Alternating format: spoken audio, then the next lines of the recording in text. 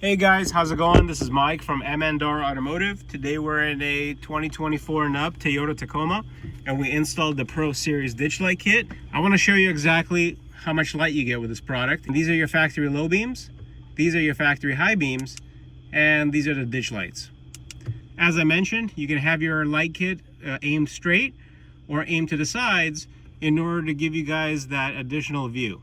The beauty about a ditch light kit is that it complements any other light setup really well.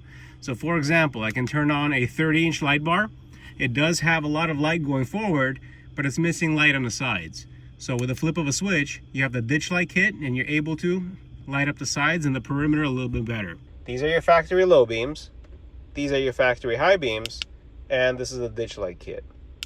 We have a light bar that's shooting light towards the front of the vehicle, and we need a little bit of a wider beam pattern. So we added a ditch light kit so that way it complements it really well.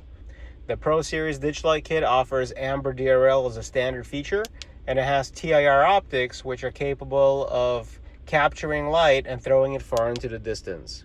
Thank you guys for watching. I hope you guys enjoyed this video, and please check out our step-by-step installation video so that way you guys can get the confidence that you need to install this product yourself.